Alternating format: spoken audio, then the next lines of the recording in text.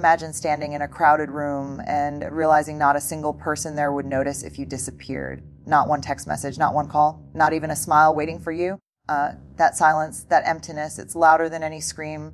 I want you to pause and feel that for a moment, not rush past it, because somewhere, someone listening right now is living in that exact hollow space, a woman with no friends. Not because she isn't kind, not because she doesn't have a heart that beats like yours and mine, but because the world has somehow convinced her that she isn't enough. She sits alone in coffee shops, scrolling through her phone, pretending to be busy, because pretending feels safer than letting someone see her loneliness. She smiles at neighbors who don't remember her name. She laughs at jokes in meetings just so she won't feel invisible. But the truth, she aches. She aches for someone to say, I see you. You matter. And yet, she tells herself over and over, maybe she doesn't deserve it. Maybe she isn't the kind of person people want to stay with. Loneliness whispers cruel lies in her ear. You're not lovable. You're not enough. You will always be alone. But here's the raw, unpolished truth. Loneliness is not proof of her unworthiness. It's proof of her humanity. Because to be human is to long, to crave, to need. And there's nothing shameful about that need. Loneliness doesn't just sit quietly in the corner. It takes up the whole room. It creeps into your chest at night when the world goes silent, and it whispers in the cruelest voice, you don't belong anywhere. For a woman with no friends, it's not just the absence of people. It's the absence of witness. No one to say, I saw that victory. No one to say, that must have been hard. No one to hold her stories when they're too heavy to carry alone. And that, my friends, is one of the deepest human pains. Because here's the thing, we are wired for connection. Our brains light up when we experience belonging. Our hearts regulate when someone else sits with us in our grief. Our bodies heal faster when we feel loved. So when a woman lives without that, it's not just an emotional ache, it's a physical, spiritual wound. And she knows it. She feels it in the empty spaces of her days. She feels it when birthdays pass with no celebration, when silence greets her good news, when pain goes unnoticed. And the lie grows stronger. Something must be wrong with me. But listen closely, there is nothing broken about needing love. There is nothing weak about craving friendship. Needing people is not weakness, is the most honest proof of being alive. So the question isn't, why does she need friends? The question is, why do we pretend we don't? Let me tell you the dangerous myth we've been sold, that independence means isolation, that strength means never needing anyone, that the measure of a woman's worth is how well she can carry her pain in silence. But here's the reality, silence doesn't make you stronger, it makes you smaller. Isolation doesn't protect you, it starves you. A woman with no friends isn't lacking resilience. She's carrying a mountain alone while the world claps for her independence. She tells herself, I don't need anyone. I'll just get through it. But at night, when the mask drops, when the quiet feels like a weight pressing on her chest, she knows the truth. She is exhausted, that she is desperate for someone to notice the cracks in her armor. We confuse self-sufficiency with survival. Survival is not living. Survival is gasping for breath while calling it composure. The woman with no friends is not broken. She's just been told for too long that asking for connection is weakness. But what if the opposite is true? What if asking for help is the bravest act? What if saying I can't do this alone is the true sign of strength? Because here's what I know, courage is born in vulnerability. And vulnerability begins the moment we say, I need you. Picture this, a woman walks into her home after a long day. She drops her bag by the door, slips off her shoes, and the silence rushes in like a tidal wave. No ladder, no voice calling her name, no one to ask how her day really was. She sits at the table, scrolling past pictures of dinners with friends, birthday surprises, vacations filled with arms linked and heads pressed close together. And the ache sets in, why not me? Loneliness carries shame like a shadow. It whispers, if you were lovable, you'd have people. If you were worthy, you wouldn't be alone. And shame is clever. It convinces us to hide the very thing that needs to be seen. She won't tell anyone she's lonely because what if they confirm the lie? What if they agree she isn't worth knowing, so she hides? She performs. She becomes the strong one, the funny one, the capable one, because if she can't be loved for who she is, maybe she can be kept around for what she does. But at the end of the day, performance is exhausting. And here's the paradox, the thing she craves most, connection, cannot grow in hiding. Friendship isn't built on masks. It's built on the terrifying, tender risk of being seen. So what would happen if she stopped performing? What would happen if she let herself whisper, I'm lonely. Loneliness is not just an emotion, it's a story we tell ourselves about why we're alone. For a woman with no friends, the story might sound like this. I must be too boring, too complicated, too much, too little. The story morphs, twists, and repeats until it feels like truth. But here's the hard, beautiful truth. The stories we tell ourselves are not always facts. They are interpretations written by fear, edited by shame, and published in silence. And the only way to change the story is to name it out loud. Naming loneliness doesn't make it worse. It frees it from the shadows. When we say, I feel invisible, we create the first opening for someone to say, I see you. When we say, I feel unworthy, we give others a chance to remind us. But I know it feels terrifying because vulnerability always does. Vulnerability is that shaky voice, that lump in the throat, that risk of rejection. And yet, it is the birthplace of every deep connection. The woman with no friends is not powerless. She is standing at the edge of a brave choice to keep living the story shame has written for her, or to begin writing a new one word at a time, one risk at a time, one I need you at a time. Here's what makes loneliness so cruel. It convinces us that we're the only ones drowning, that everyone else has their circle, their safety net, their ride, or diatribe.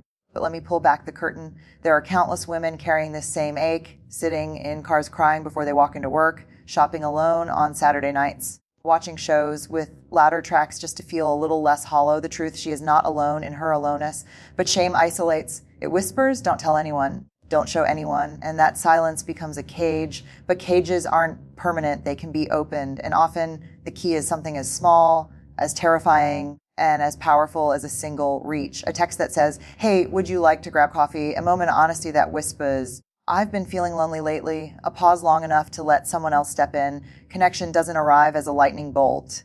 It builds slowly, gently, brick by brick. Sometimes it begins with a stranger's smile, a neighbor's wave, or a conversation with someone brave enough to go first. And this is the paradox. The woman with no friends may think she has nothing to give, but often she has exactly what someone else is desperately waiting for, a reminder that they too are not alone. Let's talk about courage, because for a woman with no friends, courage doesn't look like climbing mountains or standing on stages. Courage looks like sending that first message. Courage looks like walking into a room where you know no one, heart pounding, palms sweating, and still staying.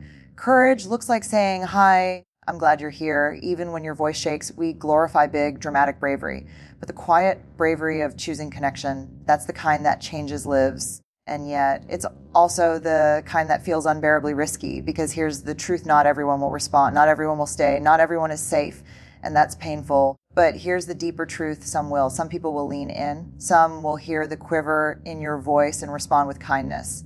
Some will meet your vulnerability with their own. And when they do, that's where friendship begins, not in perfection, but in shared imperfection. The woman with no friends doesn't need to become someone else. She doesn't need to sparkle brighter, hustle harder, or shrink smaller. She needs only to be willing to show up as herself, because authenticity is magnetic. The right people don't want the polished version, they want the real one. And maybe, just maybe, her loneliness is not the end of her story, but the invitation to rewrite it with courage at its core. Here's the paradox: we don't often speak out loud. Loneliness breeds more loneliness. The longer a woman feels unseen, the more she withdraws. The more she withdraws, the harder it becomes to risk being seen. And slowly, invisibility starts to feel safer than rejection. But safety isn't the same as wholeness. Safety without connection is a cage dressed up as comfort, and she knows it. She feels it in the restless nights, in the scrolling that never satisfies, in the moments when laughter echoes from other people's tables and she swallows her ache with a forced smile. But what if, just what if, loneliness wasn't the end? What if it was a signal, a deep, sacred signal that her heart is still alive, still longing, still reaching, because longing means hope hasn't died. Longing means the door isn't locked forever. Connection doesn't demand perfection. It demands presence. It asks us to sit across from another human being, imperfect and messy, and say, here I am. Here's my story. Can you hold it with me? And when that happens, even once, it begins to loosen loneliness's grip. A single honest conversation can feel like oxygen after drowning. A single shared moment can remind her, I am not invisible. I matter. The woman with no friends doesn't need a crowd.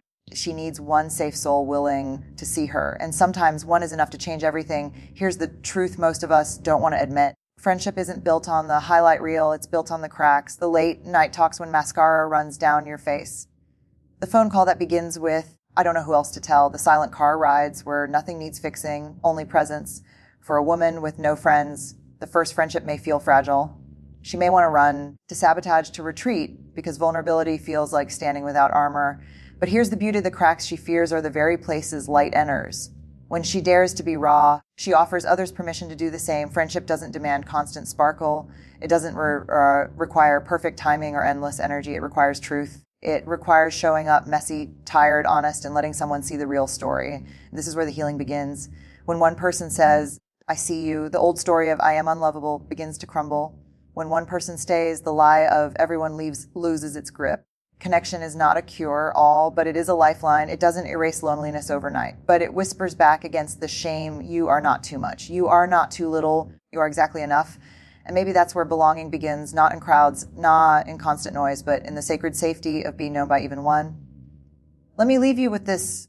Loneliness is not a verdict, it's a signal. It is not proof of your unworthiness, it is proof of your humanity. To crave connection is not weakness, it is the bravest, most beautiful part of being alive. A woman with no friends is not broken, she is not unlovable, she is not invisible. She is standing at the threshold of courage, the courage to be seen, to reach out, to risk again. And that courage, that's where belonging is born. So if you're listening and you know this ache personally, let me tell you what perhaps no one has told you in a long time. You matter.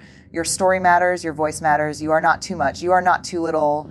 You are exactly enough right here, right now. And if you've ever walked past someone who looked a little too alone, remember this. Sometimes the smallest gesture, the smile, the invitation, the simple how are you really can become the lifeline that saves someone from disappearing into their silence. Loneliness thrives in shadows, but connection grows in light. And the moment we choose to step into that light, whether by reaching out or allowing someone in, we rewrite the story. So here is the ending and the beginning. You are not alone. You never were. And the courage to believe that, even for one breath, can change everything.